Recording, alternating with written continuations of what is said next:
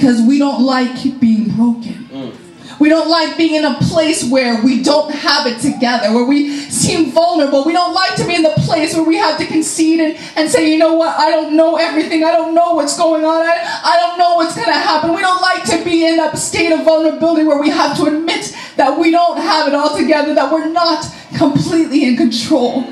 Especially in a society that praises having a tough exterior, and we teach our children that big boys and girls don't cry because we believe you need to be tough and you need to be strong and you need to withstand the situation. But we fail to realize that in our brokenness is where God is able to use us.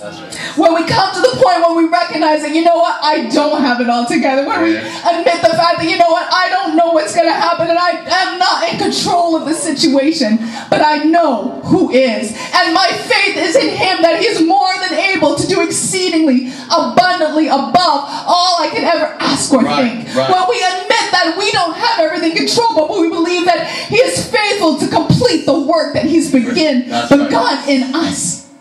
But you see, it's hard to get to that place where we surrender our will because we like to be in control.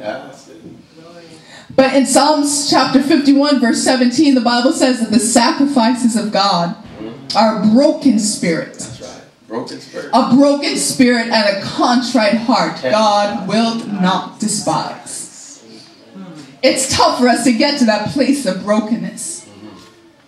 It's a sacrifice to be broken before God, but that is what He wants from us. Because that's the only way He can use us. For when we are stuck in our own ways and we desire to do things our own way, when we think we are in control, we're like a hard piece of clay. The thing about clay, when it hardens, you can't mold it, you can't shape it, you can't do anything with it because it's stuck in the place where it is. Right. And the only way to get that piece of clay to be used is to crush it. To crush it, to pour water on it, to melt it down, to make it malleable again. That's right.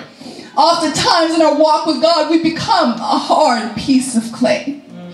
And sometimes it takes the situations that break us down to crush us and bring us to our knees and flat on our face for God to be able to use us. It's not easy for us to be broken. But when we're whole, we don't need God, or so we think. For we don't seek Him as we should because we think we're in control. We think we have things figured out. You see, David in his state, he was justified in his own sight because Uriah was dead and he married Bathsheba. And so in his sight, all was good.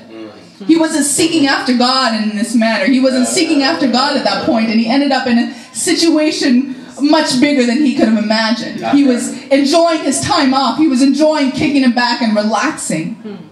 But it was only when he was broken that he returned to God. It was only in that state of brokenness that he found himself on his face, seeking after God, seeking God's way instead of doing things his own way. It's dangerous when we get to a place of complacency because we don't seek God as we should. We don't seek His face. We don't desire to hear from Him as we might have in time past. But we become content just to do things our own way. That's right. But only when we are broken can God take the pieces of our lives and create what He wants. You see, our lives are like a big puzzle, and when we place them together, we've put the puzzles in such a mismatched way, and to us it looks good. To us, we think things are good, we think things are straight, and we think we're okay. We think that we put things together, but you see, we're so close to the situation. When you're so close to a painting or to an image, you can't see it for its entirety. So you're looking at such a small, minute part of a bigger picture, and that small, minute part may look okay. Right. But God has the full picture. For He knows what was and knows what is, and He sees what is to come. For you see, Lord comes from the future, so He's already walked out our steps, so He knows what is coming. Right. And so He's calling for us to trust Him so that He can lead Him. But the thing I love about the Lord is that He doesn't force us. He gives us the choice. Right. And that choice is extended to us this morning. I don't know what situation you may find yourself in this morning, but the choice has been extended to you. The choice to remain in the state that you're in, or the choice to lean on the Lord and allow Him to take you through. You see, up to this point, you've been trying to do things your own way. You've been trying to orchestrate the situation, to figure things out. And you've made a mess of this situation. But the Lord is extending mercy and grace to you this morning. He's saying, lean on me, follow me, trust me, and I will lead you. But it's about our attitude, for we can continue on as if everything is okay, that everything is fine and hunky-dory, and we don't need any help, we're strong, we can handle it. Or we can allow ourselves to be broken before the Lord and allow Him to put back the pieces of our lives as He desires, for He has the perfect picture. He knows what is. He sees what our lives can be and what He desires them to be. But only if we surrender will we give Him the opportunity to do His perfect work in our lives. Stand with me this morning. The Lord is calling us this morning to lean on Him and to trust in Him. To be obedient to His ways, no matter what the situation looks like. Not to get caught up and to look at where we are now, but to look at where we shall be. For too often we think that our situation is hopeless because we're so fixated on the here and now. But when we are so fixated on the here and now, we neglect the bigger picture that the Lord is trying to show us often. A bigger picture that if we saw clearly, it would blow our minds as to what the Lord desires to do in our lives.